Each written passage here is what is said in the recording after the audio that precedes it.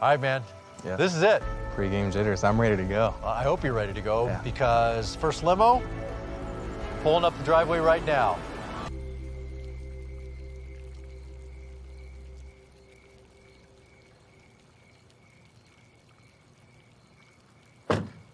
It's a sloth. Hi. How's it going? Colton. I heard you take things slow. I do, yes. Oh boy, this is gonna take forever. My You okay? You name, might lost it? I'm good, is Now you die. Hello YouTube! Welcome to EcoSwap. Today is going to be a unique sort of episode. This won't be a traditional taking an organism, putting it into another environment kind of deal, but rather a one-off for a competition that's been running alongside some biology YouTubers that I'm really excited to participate in. The channel Goji-Center has announced a competition, the Great Hybrid War. It's a simple premise. Create your own hybrid to defeat Goji-Center's Indominus Rex 2.0, an upgraded version of the hybrid dinosaur from the film Jurassic World. They have added traits like the venomous bite and iron teeth of the shrew, the armor of an African dwarf crocodile, the limbs of a modern great ape, and the parthenogenesis of a whiptail lizard. After all, their goal was to make a creature that decimates all life forms on Isla Nublar. They have a set of rules that have to be followed that our created hybrids have to meet. Long story short, the hybrids can only be made with real-world animal components, but the animals can be extinct or extant. Nothing from fiction, so no sky bison, no Pandoran organisms, and no dragons. The organism has to follow the rules of biology that real-world animals have. In that way, no kaiju. They especially don't want kaiju. No human DNA is allowed either. The animal must be primarily terrestrial, though it can have semi-aquatic traits. The fight is going to take place on land, after all. Nothing can be present on the hybrid unless the trait comes from one of the animals in its genome. And finally, no custom gene editing, and no non-biological armor or weapons. It can't bring some kind of weapon to the fight. Goji-Center will pick its top 20 hybrids from all the submissions, of which we think there's going to be like 1,600 right now, and have them make it through a bracket to have a chance to fight the Indominus Rex. The hybrids won't be fighting each other, but rather the Goji-Center's research team will be going over each hybrid's strengths and weaknesses and see which one has the best chance at taking down the Indominus. So, how does EcoSwap respond to such a contest? Look, Marianne! I'm a sloth! Yep, a sloth was my choice of weapon against the Indominus Rex. But not a modern-day sloth, known for living all its life in slow motion in a tree. No, we'll be using the giant ground sloths of the last 20 million years. Meet Xena, our ambassador of the species Xenatotherium regina. Weighing in at 9.5 tons, measuring 8 meters, or about 25 feet long, and standing 4 meters, or about 12 feet tall at the shoulder on all fours. If she rears up on her hind legs, Xena's head can reach almost 7 meters, or 21 feet above the ground. The bulk of her genome comes from the extinct Megatheridae sloth, Eremotherium larilardi, a massive 7-ton mammal. These sloths have a myriad of features that let them succeed as untouchable beasts. Raw size, powerful claws that can dig through soft stone, and a thick, leathery hide. They have a wide diet, with fruits, nuts, roots, tubers, grass, leaves, vines, small animals, and carrion were all on the menu for most types of sloth, and Eremotherium is no exception. There's even evidence that these titans were social, living in herds of several dozen individuals. But it's not the only sloth involved. Its close cousin, and the more well-known sloth Megatherium americanum, is also in her genome, buffing her genetic diversity and doubling all the features that Eremotherium brought to the table. Also present in Xena's DNA is the much smaller sloth, Mylodon darwini. It's a dedicated grazer. This 1-ton sloth seems pitifully small compared to its bigger relatives. However, Mylodontidae sloths bring more tools for our hybrid to utilize. Under Mylodon's skin is a layer of bony knobs called ossicles. Layered in a quilted structure called a lattice, it's similar to how modern-day Kevlar is made. This armor makes Mylodon's spine, sides, and areas near the legs stab-proof, with most weapons and even small handguns not being able to pierce that bony chainmail. The ossicles number in the thousands, meaning any tooth, claw, or other weapon is unlikely to penetrate deeply in those areas. Finally, Mylodon was a grass-eating specialist, so this expands Xena's diet to a food source she can eat anytime and anywhere, important for keeping such a huge body fed. A close relative of Mylodon is Glossotherium robustus. This Mylodont sloth is being added for 2 reasons. The first is burrowing behavior. Glossotherium made burrows dozens of meters long, big enough to hold grizzly bear-sized animals. Adults of Xena's kind only occasionally dig these burrows, but the young can make them and use them as emergency shelters from predators. The other, and more important reason Glossotherium is being added, is its infrasonic capabilities. Like modern-day elephants, Glossotherium could produce low-frequency sounds through its nasal cavity and bones, sounds that can travel for up to 60 miles. They can sense incoming sounds like this too, so herds of Glossotherium could communicate over long distances, even if they couldn't see each other. This sound sensitivity also allows them to detect the approach of large animals, meaning the Indominus won't be able to sneak up on Xena. Yet another sloth, Megalonyx, or the Jefferson's ground sloth, is being added for its strong yet flexible tail, which will pair with another animal's DNA later on. That's a surprise tool that can help us later. Also useful is Megalonyx's social behavior, as they took good care of their young and traveled in small groups. But we still aren't done adding more sloths! Thalas ocnus uacensis was a half-ton marine sloth that fed on kelp, seagrass, and algae. They were only semi-aquatic, but had many adaptations for their seagoing lifestyle. From this sloth we are pulling some very small features, its nictitating membrane and webbed feet. If this fight ever brings us into the water, we want to be able to keep up with the crocodile-infused Indominus after all. While not a sloth, Glyptodon clavipes was a xenarthran, the group of animals that contain sloths, anteaters, and armadillos. We'll be using the Glyptodon's armor sparingly, placing it where the subdermal ossicles are absent, namely on the head, tail, and neck areas.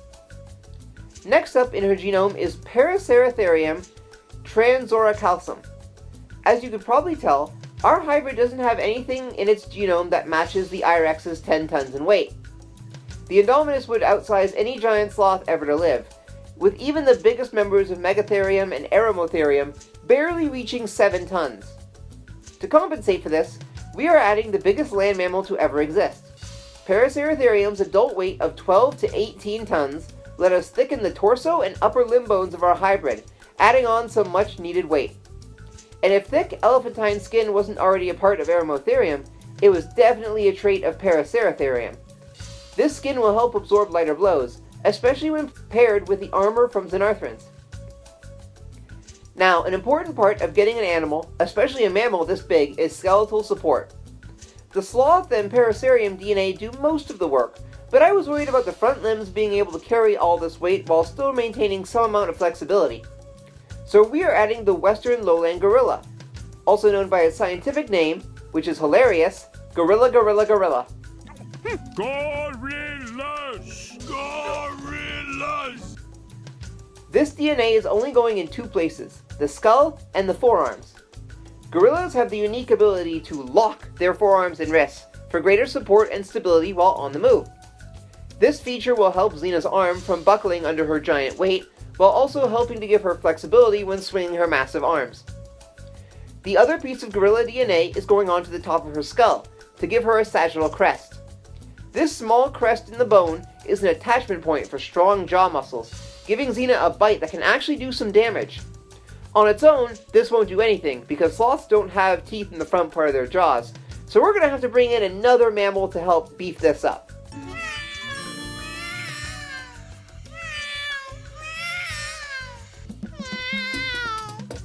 Which is why Panthera onca, or the jaguar, is our next contributor. Only the smallest sprinkle of jaguar DNA is being added, and most of it is going into the skull. We want to add a pair of upper and lower canines, so nice impressive teeth that'll let her bites do some damage. We also want this jaguar DNA to compose the mandible and widen the front of the jaw, to make her bite more effective and more stable. In the wild, jaguars are known to prey on heavily armored animals, like turtles, armadillos, and crocodiles. Their teeth and jaws can crack into armor, and for crocodilians, they bite at the back of the skull to crush the brainstem. The Indominus uses crocodilian armor, so this bite should be highly effective, especially when powered by the gorilla's sagittal crest. This will be especially effective since Xena can tower over most theropods, grab them by the back of their neck when she's reared up. A simple addition to Xena's arsenal is the striped skunk, Mephites mephites. You can probably guess where this is going. Xena will be able to spray a noxious-smelling fluid at her potential opponents from her modified anal glands. This will cause a gag reflex, watery eyes, running nose, nausea, disorientation, and in rare cases, fainting. It will be absolutely dreadful for anything that gets a faceful of it. The stronger the target's sense of smell, the worse this is going to be for them. Oh, what's that? The Indominus' genome is primarily T-Rex? One of the strongest senses of smell? The second strongest sense of smell in the animal kingdom? Huh, I wonder how that'll play out. Our second to last contribution is the African crested porcupine, Hystrix cristata. This DNA is being applied to Xena's hair growth. She's mostly hairless, but we are going to be adding quills to her body, and specifically having it grow on her head, neck, back, elbows, sides, and tail. These modified quills will be long, barbed, and cover her remaining weak points. Contrary to the old myth, porcupines can't shoot their quills, but they do come out upon contact, so anything that tries to attack Xena will be pricked by dozens of them. Porcupine quills are coated in antibiotic properties, mostly in case the owner of said quills accidentally pricks himself. But that doesn't mean they can't be lethal. In Africa, leopards and lions are occasionally found dead, killed indirectly by African crested porcupines. What happens is these predators will get these quills stuck in their front paws, face, and mouth, not only making walking difficult, but making eating and hunting pretty much impossible. A slow and unpleasant death by starvation. Now onto the I-Rex's secret weapon. Goji-Center made their beast not only venomous thanks to the shrew DNA, but capable of carrying various bacterial and viral pathogens. This means any encounter could be lethal, even if a hybrid can survive the physical assault. So we need a powerful immune system to protect Xena, which is why the Virginia possum, Didelphis virginiana, is going to do it. No, seriously, America's marsupial trash rat has a phenomenal immune system. Let us explain. Opossums are unaffected by rabies due to their lower than average body temperature for a mammal, a trait they share with the sloths.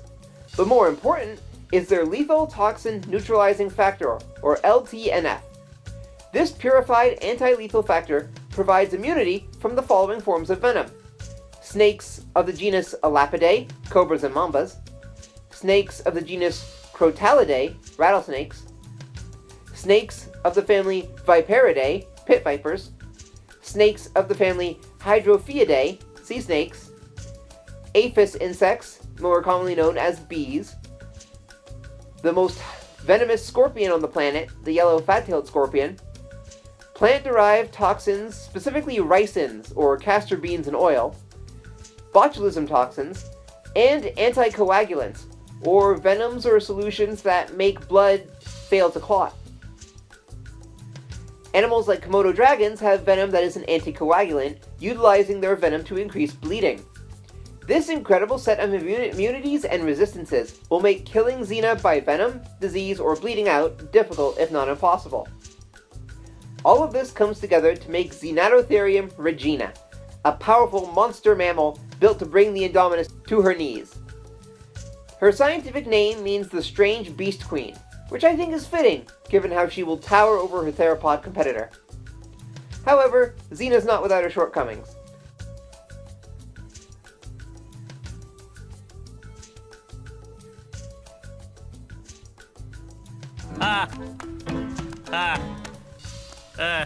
Obviously, in terms of speed and agility, she has no speed and agility. If the Indominus attacks her, she has no choice but to stand and fight. Escape is not an option. If pressed, Xena can power walk at an astounding 10 miles an hour. Her size makes stealth an equally impossible goal, especially adding her smell. Skunk DNA on top of all these big, hairy, smelly mammals in her genome make avoiding a well-sensed predator unlikely. Xenatotherium travels in herds of 6 to 12. Their young are very vulnerable. Sloths grow very slowly, and while the pups will have quills on them that harden shortly after birth, they will mostly rely on their adult protectors to keep them safe. The young dig complex burrows along the herd's foraging routes, and generations of sloths will grow up in these holes. Adults usually don't burrow, so it's mostly cubs and juveniles using them.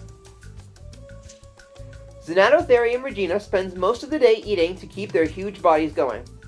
They are bulk feeders, consuming anything they come across. Xena's favorite foods are fruits, nuts, vines, roots, and tubers. Grass, leaves, and other plant material make for good roughage. They'll take any carrion they can find, and their jaws are capable of cracking open bone. Xenatotherium has a particular taste for crocodile and turtles, the two animals that on land they can actually outrun and catch. Because Xenotherium is such a good swimmer, they can even sometimes catch these animals in the water. Sometimes young sloths will try to chase down smaller game, mostly for play behavior. While they're capable of reaching 16 miles an hour, it's rare that they catch anything substantial. Adults almost never hunt, because it's almost impossible for them to catch anything that isn't already dead or dying. In combat, Xena will rear up on her hind legs, freeing her powerful arms for swinging. Each of her arms weighs almost 1,000 pounds, and can strike with the force of a wrecking ball. Her claws are at the brunt of the impact, claws tough enough to dig through sandstone. There isn't much that can't be torn asunder by them. Should the Indominus attack her head-on, they will have to deal with those claws and armor-piercing bite. Given her height, anything that goes for her torso could be taken out quickly by a bite to the brainstem. Ambushes are an even worse idea. Attacking from behind will result in a face full of quills and probably her noxious spray. Trying to flank her will be a pointless endeavor. Her sides are too well protected by the subdermal ossicles, keratinous armor, and quills. In the time it would take an opponent to rip through her, she'll have more than enough space to turn her massive body around, grapple and stab with her claws while digging her fangs into the aggressor's neck. What ho? A foe?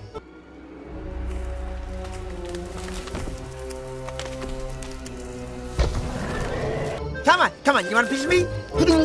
Yeah!